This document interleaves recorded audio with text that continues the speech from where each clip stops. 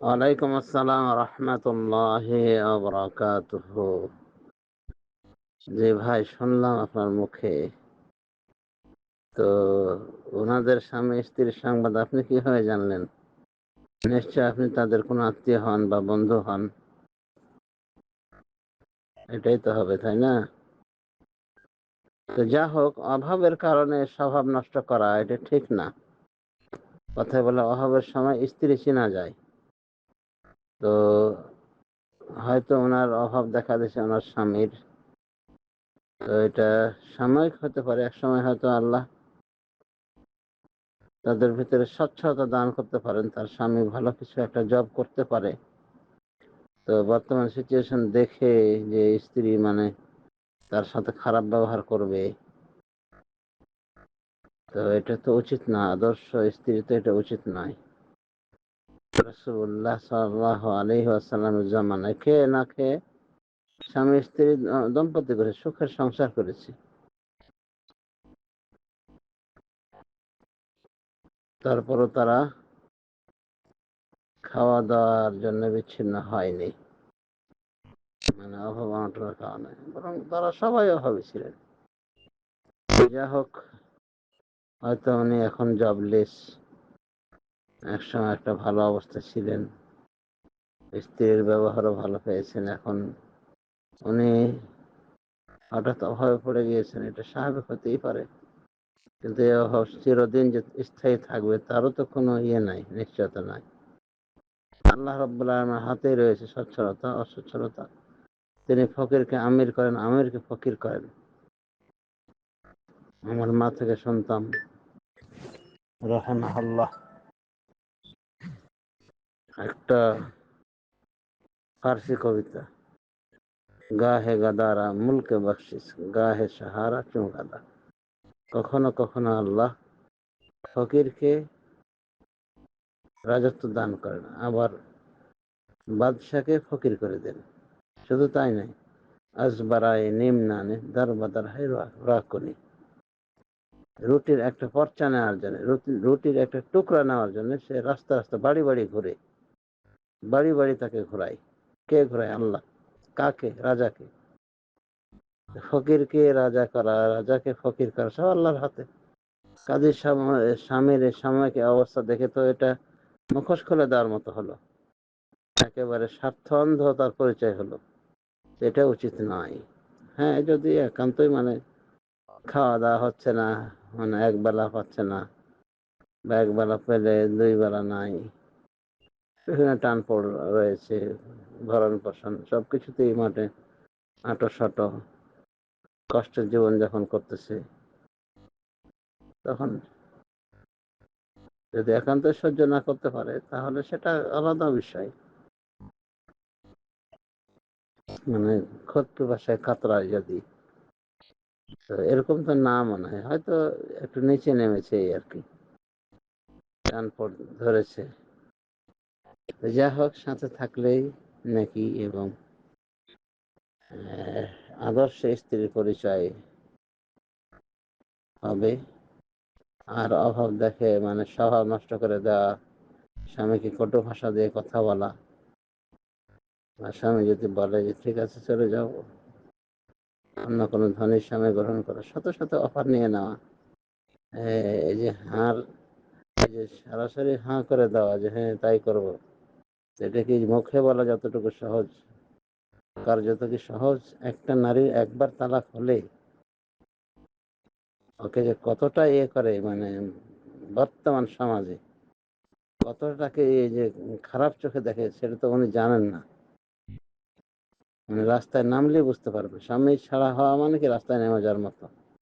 রাজকন্যা হলেও তাদের আর ভালো স্বামী জুটে না। তো যদি এই ছেলে নামাজি হয়, উনিও নামাজি হন, তো নামাজি হয় পরহেজগার যদি ছেলে যদি হয়, তো পরহেজগারকে এইভাবে বর্জন করে যাওয়া শুধু পেটের কারণে, এটা তো ঠিক হবে না। তো যাই হোক, উনি অনেক দুঃখ দিয়েছেন তার স্বামীকে, এটা তার উচিত হয়নি। আদর্শ স্ত্রী স্বামীর সুখে দুঃখে থাকার চেষ্টা করে। আর ধন সম্পদ, টাকা পয়সা, হাতের ময়লা এই আছে এই নাই, আল্লাহ কাকে কি না করতে পারে। 10 বছরের রাজা, 11 বছরের সাজা, মৃত্যুদণ্ড। সাদ্দামের যিনি উকিল ছিলেন, মানে এক প্রকার মন্ত্রী, অনেক সুখে তার দিন যাচ্ছিল। সাদ্দামের ক্ষমতা শেষ, উনি জর্দানে চাকরি নিয়েছেন, দারোয়ানের চাকরি করে জীবন কাটিয়েছেন। তো এই যে আল্লাহর হাতে চড়াই উতরাই, সাদ্দামের কি অবস্থা হলো, ঈদের দিনে ফাঁসিতে ঝুলানো হলো না।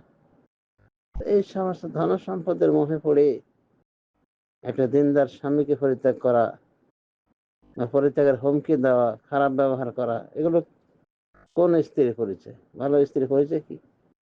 না স্বার্থবাদী, স্বার্থ অন্ধ স্ত্রী পরিচয়। তো যাই হোক, এটা উচিত হবে না।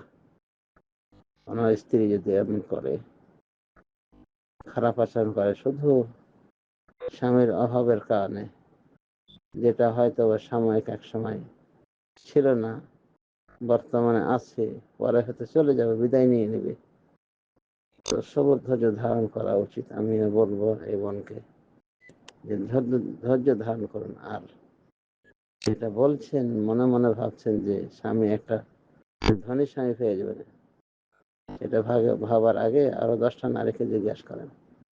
10টা লাগবে না, 2-1টা নারীকে জিজ্ঞেস করেন যারা দাপট দেখে প্রথম স্বামীকে পরিত্যাগ করেছে বিনা কারণে। সেখানে যদি একজন নামাজি স্বামী হয়, শুধু অভাবের কারণে, অভাবের অজুহাত দেখে, পেটের অজুহাত দেখে, কি অবস্থা হতে পারে সেটা তো সামাজিক অবস্থা বলেই দিচ্ছে। কাজেই নেয়ামতের মূল্যায়ন করতে হবে, নেয়ামতটা ফুরিয়ে যাওয়া, শেষ হওয়ার আগে আগে। আমাদের বাঙালি জাতি দাঁতের মর্যাদা বুঝে, দাঁত হারানোর পরে কদরে নেয়ামত বাদ জওয়াল, নেয়ামতের তখনই মর্যাদা অনমিত হয়, জানা যায়, যখন নেয়ামত আর নাই, থাকে না। স্বামী নামের নেয়ামত কত বড় যে নেয়ামত, কত বড় যে ছায়া, বট বৃক্ষের ছায়া বলে, বট বৃক্ষের ছায়া থেকেও আরো বড় ছায়া, জড় পদার্থ। তো স্বামী নামের ছায়া যখন মাথা থেকে সরে যায়, তখন কিন্তু সবাই ওই চেনা হলে অচেনা হয়ে যায়। বাপ মা যতদিন বেঁচে থাকে হয়তো ওটা কেয়ার নেবে, বাপ মা খালাস, বিদায় হয়ে গেছে, দেখবে সবাই অপরিচিত।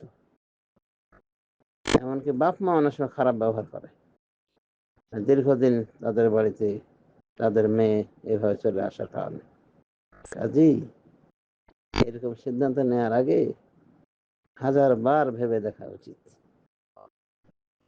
আর বিশেষ করে আমাদের দেশে, যে দেশে একটা নারীর বয়স 25-এর আর নিতে চায় না, কারণ 18 বছর বয়সের মেয়ে যেখানে আছে, কোনো অভাব নেই, আবার কুমারী ভার্জিন নারী, তো ডিভোর্সি নারীকে কে নিতে যাবে? তো এগুলো ভেবে দেখার বিষয়। হ্যাঁ, দ্বিতীয় স্ত্রী তলবকারী যারা, দ্বিতীয় সংসারকারী, তৃতীয় সংসারকারী, ওখান থেকে অফার আসবে, অথবা বাচ্চা মারা গিয়েছে, এগুলো থেকে অফার আসবে, এরকম হয়। এটাই বাস্তবতা, দ্যাটস রিয়ালিটি। কাজেই সাবধান হওয়া উচিত এবং স্বামীর কদর করা উচিত যথাযোগ্য। আল্লাহ আলম।